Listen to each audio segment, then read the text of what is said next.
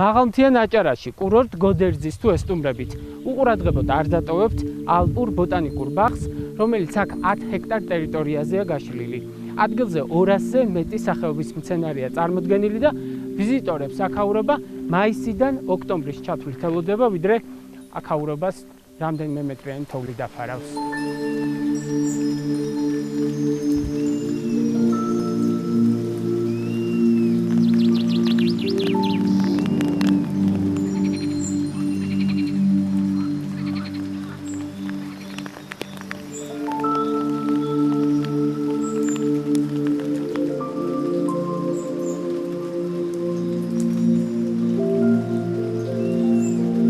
ალპურ ბაღს თავისი მოთხოვნები და ხასიათი აქვს. მაღალი მთის თაკარამზიანი, იქვე საჩქაროდ წვიმიანი. სხვანაირად როგორ იქნება თუ ბოტანიკური ბაღი აჭარის მთებში, ზღვის დონიდან 1950 მეტრზე მდებარეობს.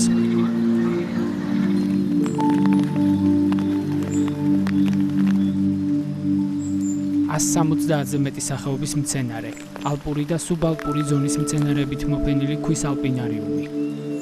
სტუმრებისთვის საპიკნიკე და საკემპინგე სივრცეები და სანერგე, სადაც 800 კვადრატული მეტრი მცენარეების გამრავლებას ეთმობა. ეს ამ ბოტანიკურ ბაღში აღმოსაჩენი კუთხეების არასრული ჩამონათვალია.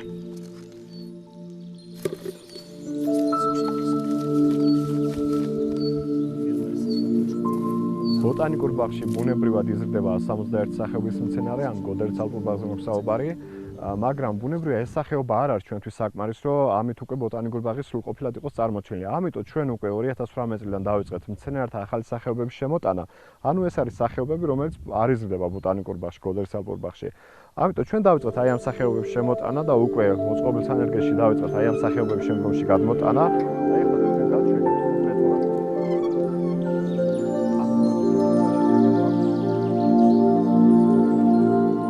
სანერგედან ბილიქს ჩაუყვებით და ამ ახალგაზრდა ბაღში უკვე ისეთი მცენარე ჩამოგხვდებათ, აქ რომ გადაარჩინეს და გაახარეს. ასეთი იყო ქიქოძის ტირიფიც. ეს სახეობა გავრცელებული არის ძალიან მცირე ადგილზე რა. აი შეიძლება ითქვას, რომ მაღალმთიან აჭარაში დაახლოებით 2-3 მონაკვეთზე არის სადღაც გავრცელებული. ანუ იშვიათი სახეობა. ამოვიტანეთ, ანუ ესე იყო, რომ ინფრასტრუქტურის სამუშაოების გამო თქვა დაზიანდა ეს მცენარე მისი ბუნებრივი გავრცელების ჰაბიტატში. წამოვიღეთ აი იმ ზომის, როგორც რომ ეხლა არის და კარგი არის ის, რომ უკვე ამ მცენარემ გაეხარა, შეეგუა აქაურ გარემოს. დაბინავებულ თუ სანერგეში მომლოდინე მცენარეებს ამ ტერიტორიაზე ერთი რამ აერთიანებს და განასხვავებს კიდეც. 10 ჰექტარ ტერიტორიაზე, რომელიმე მათგანმა თავი უცხოდრომ არ იგრძნოს. ტყის, მთის, ჭაობის მდელოს და შრალი ეკოტიპის ლანდშაფტს შეუძლია მოერგოს. სწორედ ეს არის ალპური ბაღისთვის ამ ტერიტორიის შერჩევის და იმ გეგმების დასახვის მიზეზი, რომელიც მომავალში ვიზიტორებთან ერთად სამეცნიერო აღმოჩენების მსურველებსაც ექნებათ. ჩვენი ძირითადი მიზანი იყო ის, რომ ალპურ ბაღში მოვახდინოთ მცენარეთა თავმოყრა, ანუ კოლექციის თავმოყრა, ასევე კონსერვაცია. ანუ სამეცნიერო მიმართულება შეიძლება გამოიხატოს იმაში, რომ მომავალში ჩაერთვება ბოტანიკოსები, იქნება ბოტანიკოსები, ვინც რომ იქნება თქვა ჩართული მცენარეთა თესნერგების შემოტანაში, ასევე მათ მოუწევთ თქვა პრაქტიკული სამუშაოების განხორციელება სანერგის მეურნეობაში, რომელიც უკვე ალპურ ბაღში ჩვენ გვაქვს. ამ ეკოლოგიური განათლების ცენტრამდე გზას რამდენიმე წელი დასჭირდა. სამუშაოები 2016 წლიდან დაიწყო და წინ კიდევ არაერთი ეტაპია.